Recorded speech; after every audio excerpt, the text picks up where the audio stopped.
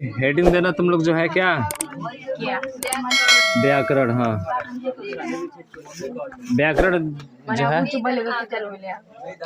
सबसे पहले व्याकरण। तो व्याकरण जो है किससे मिलकर बना हुआ है? हाँ विधन आधन करण, यानी इन तीनों से मिलकर बना होता है। इसी को हम लोग बोलते हैं क्या? व्याकरण। बी और आ बताए थे कि व्याकरण में पूछ ले कि व्याकरण में बताइए उपसर्ग, तो ये दोनों क्या कहलाते हैं? उपसर्ग कहलाते हैं। दो उपसर्ग हैं, एक बी है और एक आ है, और उसके बाद से आपका करण। तो वी धन आ धन करण से मिलकर बना है, जिसमें जो होता है दो आपके उपसर्ग होते हैं। और इस व्याकरण का जो शाब्दिक अर्थ होता है, क्या बोलते हैं इसका? शाब्दिक अर्थ। तो जो इसका शाब्दिक अर्थ होता है ना, वो होता है आपका भली भांति समझना। भली भांति, ठीक है। हाँ भली भांति समझना, भली भांति कितना सुंदर समझना। तो कोई पूछे कि व्याकरण का अर्थ क्या होता है, तो क्या बताएंगे? हाँ भली भांति समझना।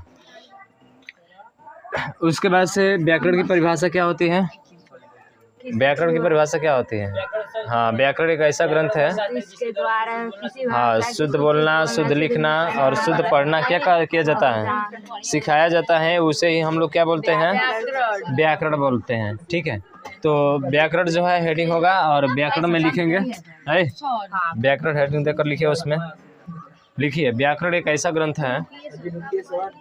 व्याकरण हेडिंग देकर लिखेंगे उसमें, व्याकरण एक ऐसा ग्रंथ है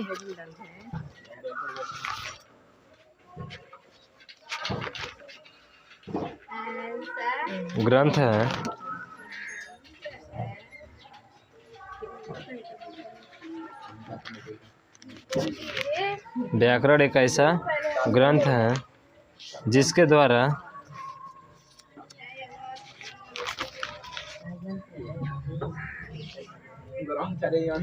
यंत्र नहीं कहते, ग्रंथ है।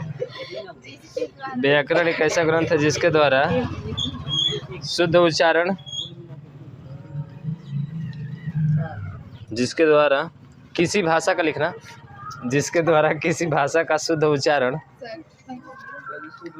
व्याकरण एक ऐसा ग्रंथ है जिसके द्वारा किसी भाषा का शुद्ध उच्चारण, किसी भाषा का शुद्ध उच्चारण, जिसके द्वारा शुद्ध उच्चारण बोले अभी तो का शुद्ध उच्चारण, शुद्ध लेखन, शुद्ध उच्चारण, शुद्ध लेखन, हाँ शुद्ध लेखन, और शुद्ध प्रयोग करना, और शुद्ध प्रयोग करना सिखाया जाता है, और शुद्ध प्रयोग करना सिखाया जाता है, और शुद्ध प्रयोग करना सिखाया जाता है।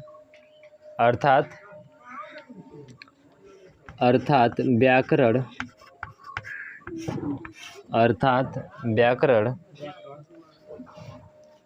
किसी भाषा को भली भांति समझने का माध्यम होती है। अर्थात व्याकरण किसी भाषा को भली भांति समझने, अर्थात व्याकरण किसी भाषा को भली भांति समझने का माध्यम होती है, का माध्यम होती है, का माध्यम होती है। ठीक है, होती है। व्याकरण को 3 भागों में बांटकर पढ़ा जाता है। व्याकरण को 3 भागों में बांटकर पढ़ा जाता है। व्याकरण को 3 भागों में बांटकर पढ़ा जाता है। पहला जो है वो है आपका वर्ण विचार। वर्ण विचार पहला क्या होता है? वर्ण विचार। दूसरा क्या होता है? शब्द विचार, शब्द विचार। और तीसरा क्या होता है आपका? वाक्य विचार, वाक्य विचार। ये 3 होते हैं। पहला वर्ण विचार, दूसरा शब्द विचार, और तीसरा क्या होता है? वाक्य विचार होता है। ठीक है,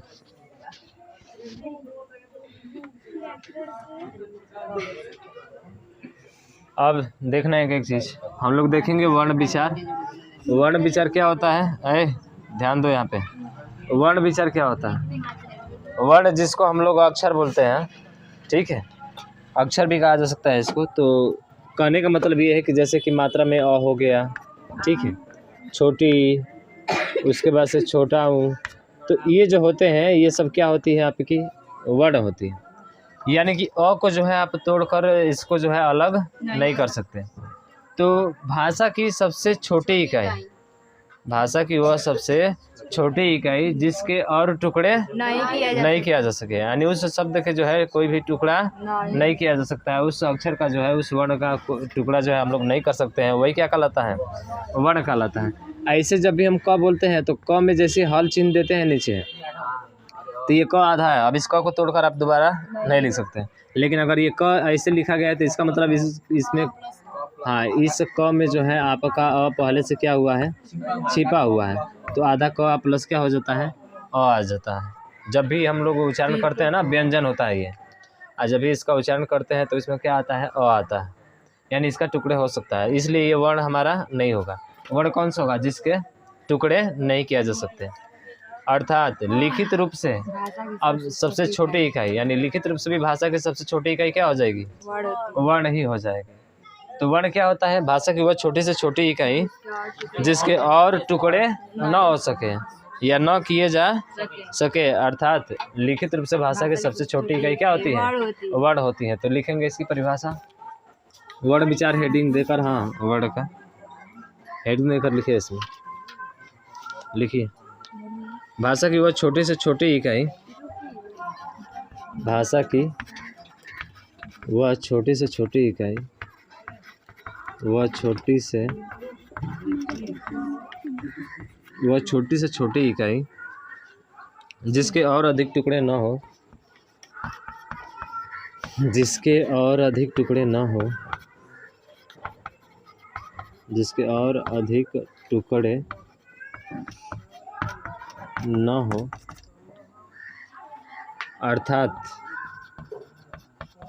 अर्थात लिखित रूप से, अर्थात लिखित रूप से भाषा की सबसे छोटी इकाई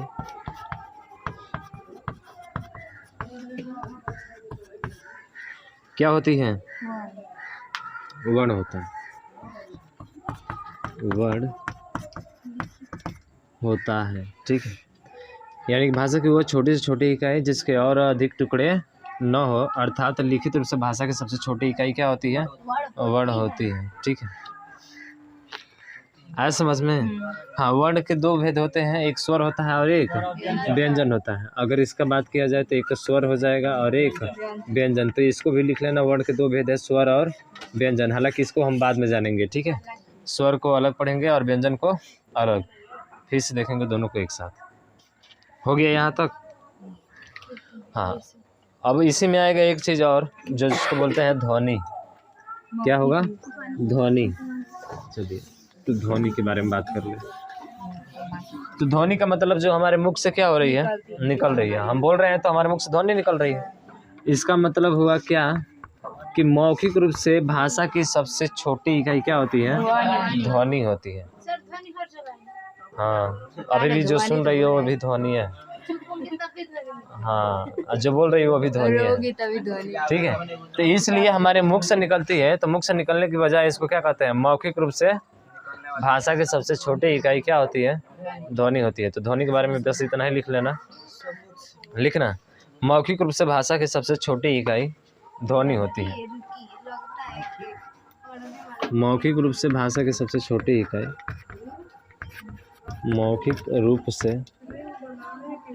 भाषा की सबसे छोटी इकाई, भाषा की सबसे छोटी इकाई ध्वनि होती है, ध्वनि होती है। हो गया। उसके बाद अगला आएगा शब्द। क्या आएगा आपका, शब्द। आपको पता है शब्द क्या होता है, यानी कि वर्णों के साथ मिलकर और एक सार्थक शब्द बने उसका। जैसे क, धन, म और धन क्या हो गया, ल। अब इन तीनों को मिला दिए तो क्या बन जाएगा? कमल बन जाएगा। तो कमल का एक अर्थ निकलता है ना, कमल का अर्थ क्या निकलता है? फूल, कि एक फूल होता है।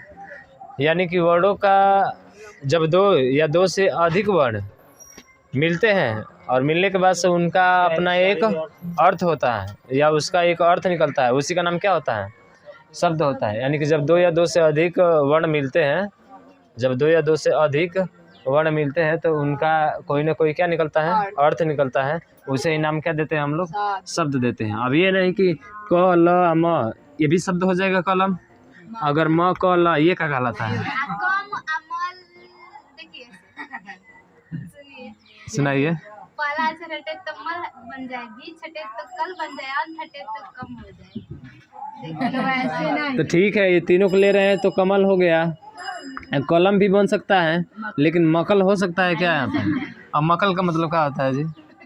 कुछ नहीं। इसका मतलब कि कोई ज़रूरी नहीं कि जब दो या दो से अधिक वर्ण मिले तो उसका वो शब्द ही कहलाएंगे, उसका अर्थ भी निकलना चाहिए। इसलिए कहा जाता है कि सार्थक रूप से भाषा की सबसे छोटी इकाई क्या होती है? शब्द होती है।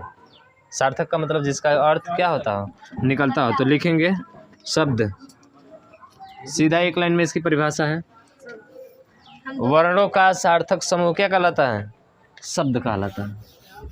वर्णों का सार्थक समूह लिख लो। वर्णों का सार्थक समूह, वर्णों का सार्थक समूह, वर्णों का सार्थक समूह क्या कहलाता है? शब्द कहलाता है, कहलाता है। सार्थक यानी सार्थक आया है ना यहाँ पे, तो आप क्या कर सकते हैं? हाँ, इसका मतलब हुआ कि अर्थ के आधार पर अगर पूछ ले, अर्थ के आधार पर भाषा की सबसे छोटी इकाई, भाषा की हाँ सबसे छोटी इकाई क्या होगी? शब्द होगा ना। हाँ, सार्थक अर्थ, जिसका अर्थ क्या हो? निकलता हो। तो अर्थ के आधार पर भाषा की सबसे छोटी इकाई जो होती है वो क्या होती है? आपकी शब्द होती है। हो गया ना? ठीक है, चलो आगे चलते हैं। उसके बाद से है आपका क्या? वर्णमाला। तो वर्णमाला को छोड़ते हैं अभी, ठीक है। हाँ, वर्णों का व्यवस्थित समूह वर्णमाला कहलाता है, पता है ना। हाँ, तो वर्णमाला को छोड़ते हैं हम लोग, पहले चलते हैं वाक्य पे। हमारा वर्ण हो गया, शब्द हो गया, और क्या है? वाक्य। तो लिखिए वाक्य, वाक्य लिखिए। समझ में आ रहा है जी? पीछे समझ में आ रहा है?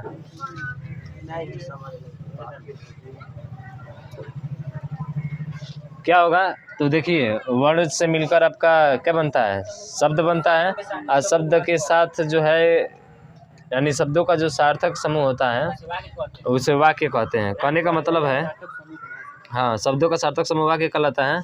जब दो या दो से अधिक शब्द क्या होते हैं? मिलते हैं, और मिलने के बाद से पूरे सेंटेंस का क्या कराते हैं? हाँ, पूरे वाक्य का बोध कराते हैं। समझ रहे हैं ना। अब उसका एक अपना अर्थ निकलता है, उसी को हम लोग क्या कहते हैं? वाक्य कहते हैं। तो वाक्य में लिखेंगे, वाक्य हेडिंग देकर लिखे उसमें, शब्दों का सार्थक समूह वाक्य कहलाता है।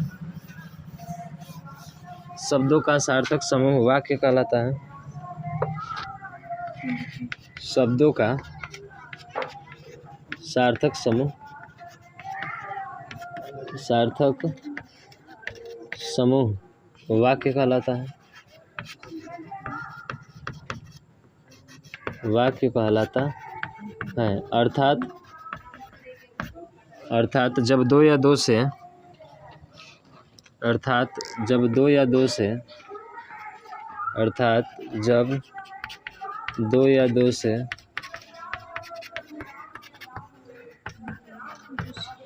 अधिक शब्द मिलते हैं, अधिक शब्द मिलते हैं, शब्द मिलते हैं, अर्थात जब दो या दो से अधिक शब्द मिलते हैं और पूरे अर्थ का बोध कराते हैं, और पूरे अर्थ का बोध कराते हैं, बोध कराते हैं, क्या कहलाते हैं? वाक्य कहलाते हैं, वाक्य कहलाता है। ठीक है, ये इसकी डिफिनीशन हो जाएगी। जैसे बात किया जाए तो मोहन घर जाता है, राम खाना बनाता है। ठीक है, खाता है। ठीक है, तो ये पूरा सेंटेंस भी हो गया ना आपका। तो ये पूरा सेंटेंस का बोध करा रहा है, यानी पूरे वाक्य का बोध करा रहा है। और इसका एक अर्थ भी क्या हो रहा है, निकल रहा है कि राम मोहन जो है घर जाता है। ठीक है, हाँ पद भी होता है। तो इसके बाद से ये वाक्य हो गया। तो इसलिए इसको हम लोग बोलते हैं कि यार नोट करके लिखेंगे, पूछ लें भावार्थ के आधार पर। किसके आधार पर? भावार्थ। तो भावार्थ के आधार पर भाषा की सबसे छोटी इकाई, भावार्थ के आधार पर भाषा की, लिख लो, भावार्थ के आधार पर भाषा की सबसे छोटी इकाई पूछे तो क्या हो जाएगा? वाक्य हो जाएगा। भावार्थ के आधार पर भाषा की सबसे छोटी इकाई वाक्य होती है। भावार्थ के आधार पर भाषा की सबसे छोटी इकाई वाक्य होते हैं। ठीक है, हो गया। उसके बाद से अगला आएगा वाक्यांश, वाक्य का अंश, जिसको तुम लोग फ्रेज बोलते हो ना, वाक्यांश। वाक्यांश यानी कि वाक्य का अंश। जैसे क्या होता है कि पूरे अर्थ का वो बोध नहीं कराता है। जैसे राधा गाना गाती, ठीक है, मोहन घर जाता, तो सेंटेंस पूरा नहीं हो रहा है। मोहन घर जाता तो हो सकता है खाना वाना खाता, ठीक है। हाँ, और उसके बाद से राधा जो है, राधा गाना गाती, राधा गाना गाती तो क्या, चलो जो भी, तो सेंटेंस पूरा नहीं होता है तो वो आपका क्या कहलाता है?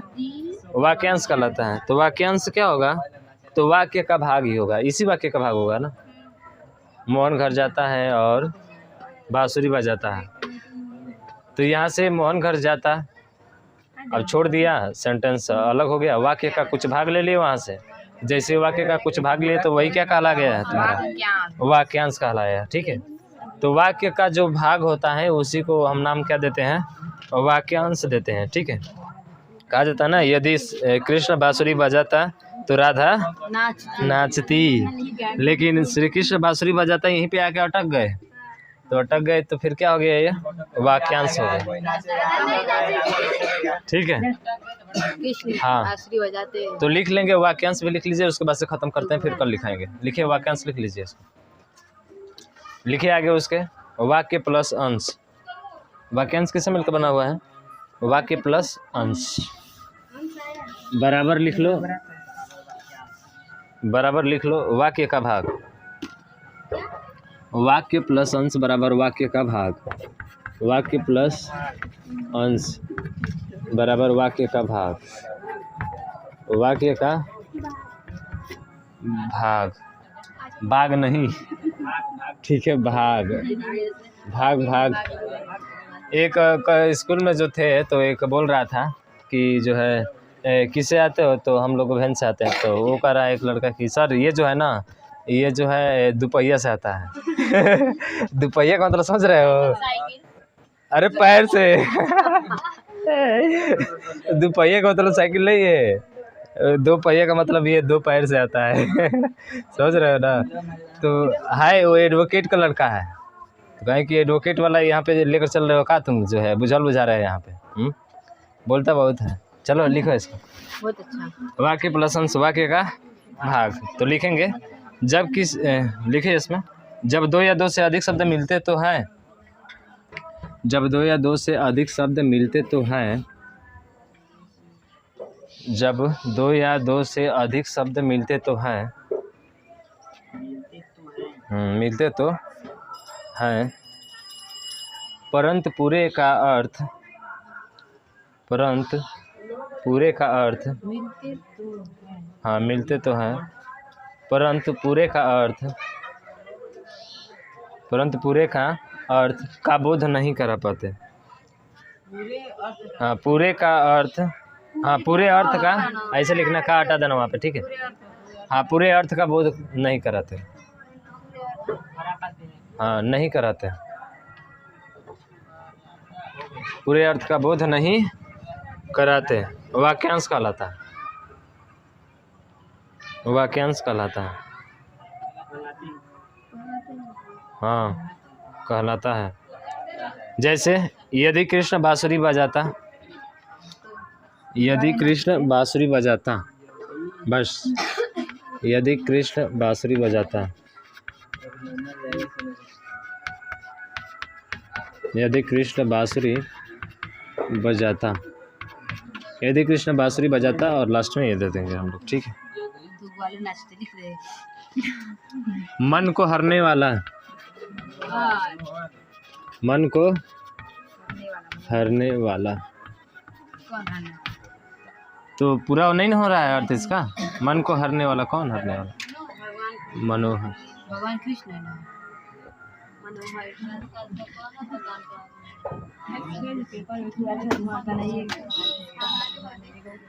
वाह कितना अच्छे से लिख रहे हैं आज, बहुत सुंदर से।